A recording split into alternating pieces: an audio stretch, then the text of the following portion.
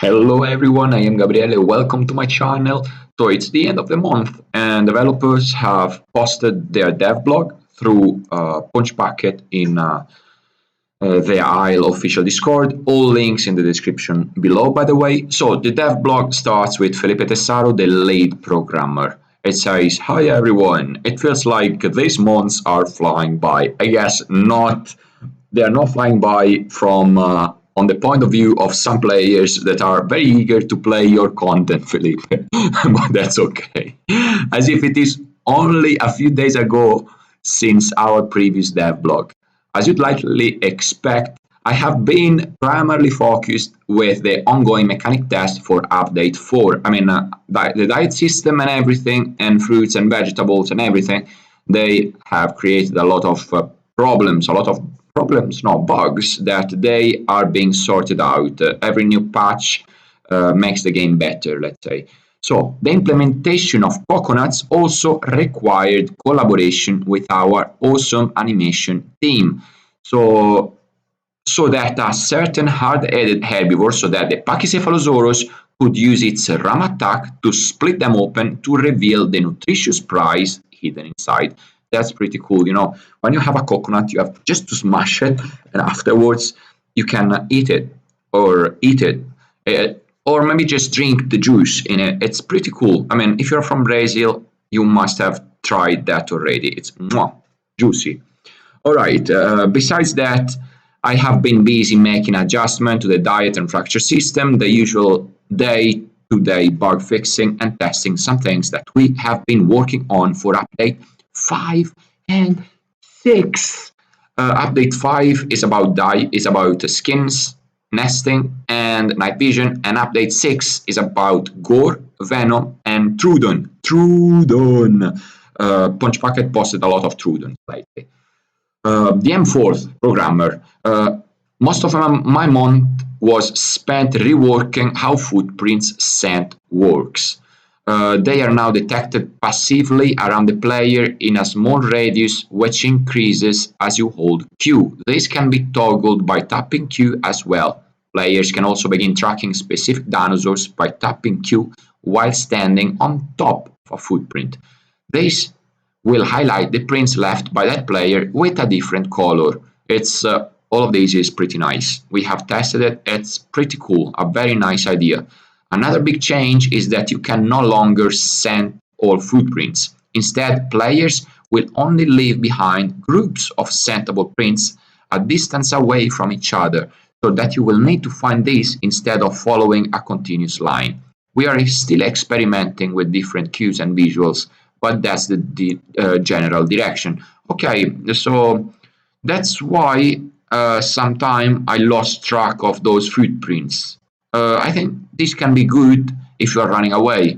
If you're hunting, though, it will require more skills. It's going to be a lot harder to hunt.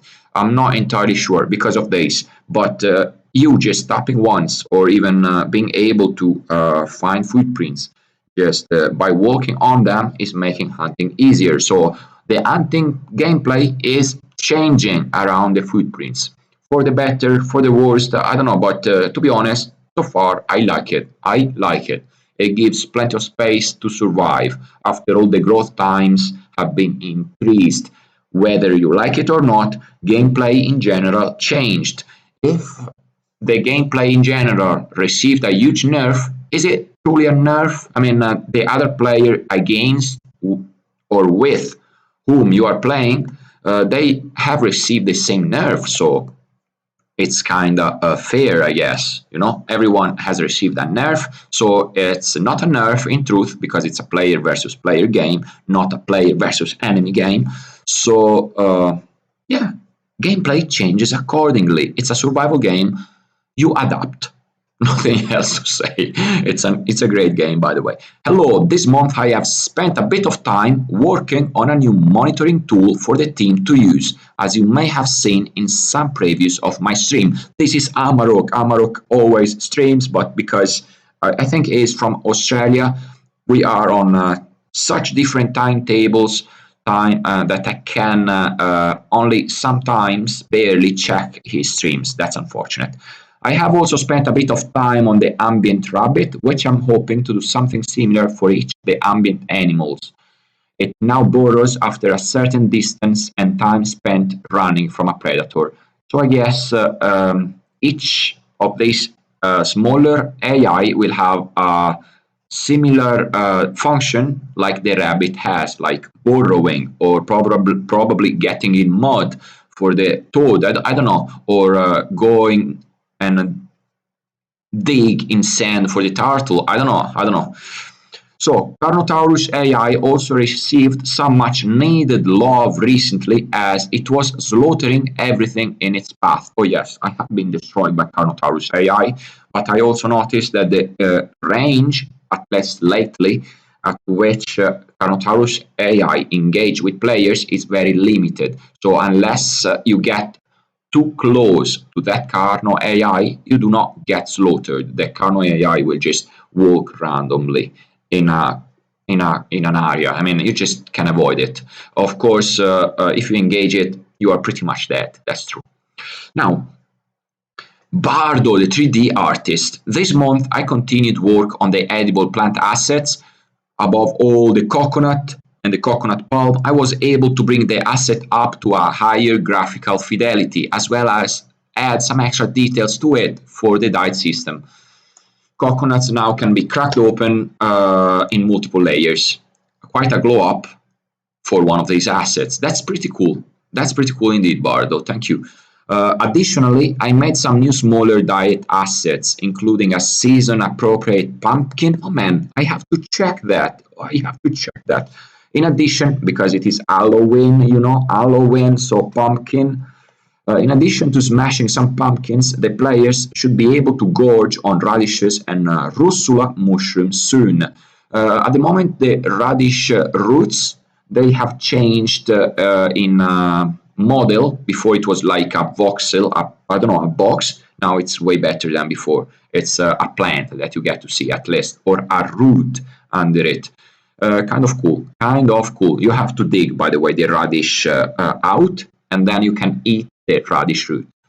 So, Wedge Sound Designer, the sound designer. This month I have been continuing to round out any audio missing from update 4 content. I created the sounds for coconuts being smashed and Foley sounds for eating. Wow.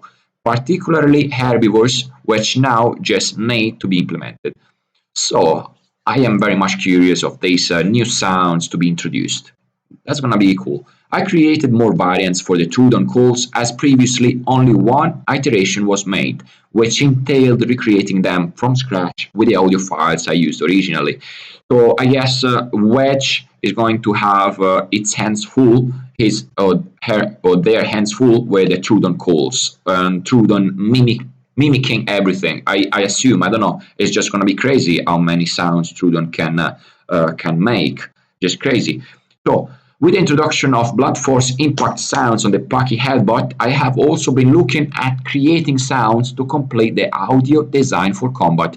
I don't know if you have noticed, but once two Pachys headbutt together, if the two players press the or release the headbutt button at the same time, and you clash your heads together, no damage done. Now, depending on when or how much delay there is between one player headbutt and the other, one player might get hurt or might get just moved backwards or etc etc. This is a pretty cool introduction, I guess, to alpha in groups. Imagine I receive a strong headbutt in a fight between Pachys and the other player moves me backward. I was a little late on releasing my headbutt, on timing my headbutt, and I have been moved backwards. So I lose the fight. I cannot claim the alpha title for I don't know, bigger stats, or possibly just getting to know a farther away plant or a farther away I don't know. I have a better sand than the other Pachys around just because I won that fight. I don't know, it's just an idea here. A lot of potential anyway, a lot of potential. Now, Tapwing, the 2D artist. Tapwing, I guess, has been working relentlessly on 10,000 skins. Here there is a couple, actually 3 types, well, more than 6 types of skins for Acrocanthosaurus, Ankylosaurus, Baryonyx, Deinocheirus, Austroraptor, and Therizinosaurus. A lot of cool skin concepts. They blend in with the harsh environment or the harsh gameplay of the Isle. Possibly some changes will be done because some players do not like them. I sometimes I feel I'm alright with too many things. I don't know. So probably some changes will be done. It's alright. I mean, so far so good. So far so good. Fred and Tapwing have been working to finish dressing up and the remainder of our current planet roster. A lot of work. I can't wait to see the skin system along with the nesting system and the night vision with update 5. If the Trello roadmap doesn't change again, you never know. And everything closes here with Kiss and Kitten, the producer. October has been a whirlwind of epic proportions. Everybody was waiting for update 4 officially released, but didn't happen. It's okay. Come on, it's okay.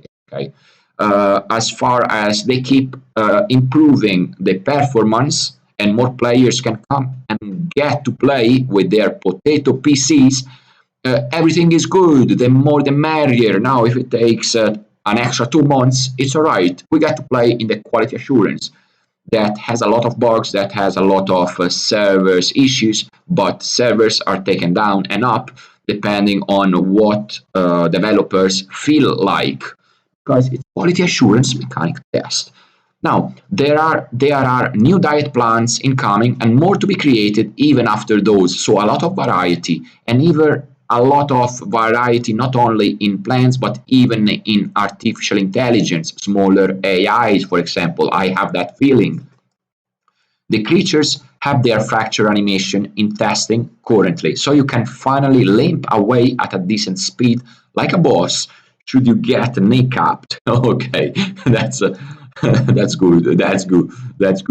Just a few final touches and tweaking a few stats, and we are going to be ready to drop update 4 and start previewing content for update 5. Please, thank you so much, performance-wise and bug-wise, because I get a fatal error at times when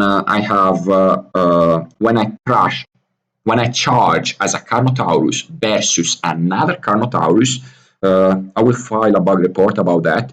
And as well, when I get headbutted by a Pachy, obviously, on my Carnotaurus, I get a fatal error.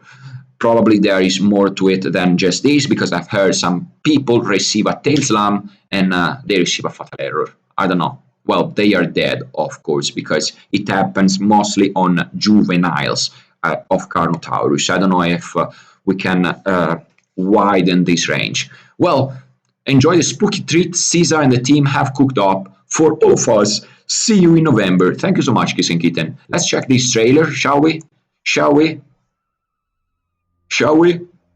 Okay, Trudens, pumpkins, it's Halloween. That's kind of scary. Do I have the volume? Sorry for that. Do I have the volume? Yes, happy Halloween.